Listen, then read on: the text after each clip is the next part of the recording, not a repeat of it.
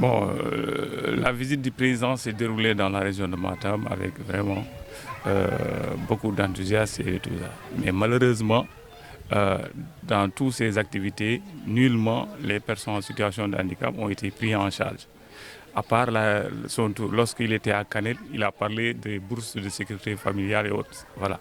Mais en ce qui concerne la prise en charge des personnes handicapées, vraiment, on ne nous a pas pris en compte. Avant l'arrivée du président, puis nous avons fait les formalités nécessaires. Nous avons écrit une lettre d'audience adressée au gouverneur et ampliée au maire de la commune de Matam.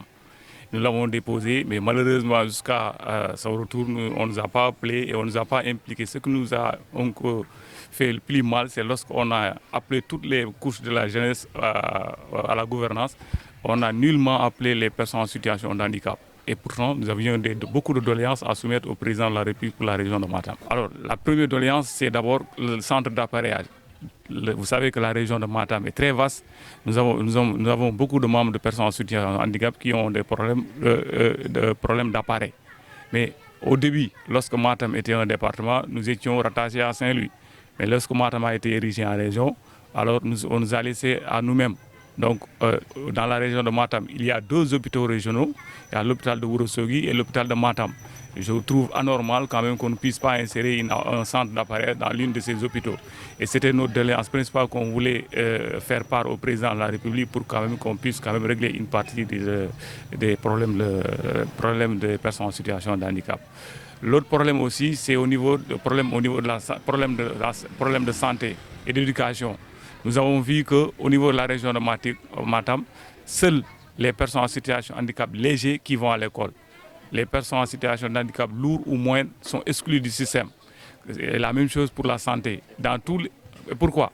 Parce qu'il ne peut pas être pris en charge dans les écoles. Parce que quelqu'un qui est aveugle ne peut pas être pris en charge à l'école. Quelqu'un qui est malvoyant ou qui n'entend pas, là, c'est des problèmes au niveau de l'école. Donc, il n'y a que ceux qui ont des béquilles légers qui peuvent aller à l'école. Et même ça ne dure pas, ils ne peuvent pas terminer le cycle. Parce que des fois, ils ont un problème d'accessibilité. Des fois, ils ont un problème d'atteindre l'école ou bien dans les salles de classe. Ou bien même au niveau de quitter chez eux pour aller à l'école, c'est des problèmes. Donc tout ça, ils font qu'une année, 2 ans, alors ils sont obligés de laisser. Donc voilà, au niveau de la santé aussi, dans les structures sanitaires, en général, quand les personnes handicapées viennent se soigner, on les prend en charge au même niveau que les autres. Alors qu'eux, ils ont d'abord un handicap qu'on doit régler avant même de les prendre en charge. Mais malheureusement, on leur demande de faire la même chose pour les patients. Et des fois même, la loi d'orientation nous avait dit que, par exemple, dans les hôpitaux, les soins sont gratuits. Mais malheureusement, ce n'est pas appliqué dans la région de Matam. Et enfin, la bourse de sécurité familiale. Nous avons vu que dans la région, depuis 5 ans, ce sont les mêmes personnes qui reçoivent la bourse. Jusqu'à maintenant, et puis il y a plusieurs personnes en situation de handicap qui ont des cartes. Mais jusqu'à maintenant, on ne comprend pas que ce sont les mêmes personnes depuis 5 ans, 6 ans qui ont octroyé les bourses, alors les autres attendent jusqu'à maintenant. Donc il fallait quand même essayer de régler ces problèmes-là. Et pour le problème de l'emploi, nous sommes lésés. Que ce soit les structures locales, les collectivités locales, quand ils prennent des emplois, ils oublient les personnes en situation de handicap.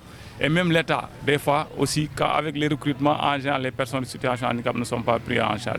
Je vous donne un exemple. Lorsque, par exemple, au niveau de l'employabilité, par exemple, nous avons vu que beaucoup de jeunes sont en train d'être formés et autres là. Malheureusement, les personnes en situation de handicap, même sur les inscriptions des formations, malheureusement, les personnes handicap ne sont pas prises en charge.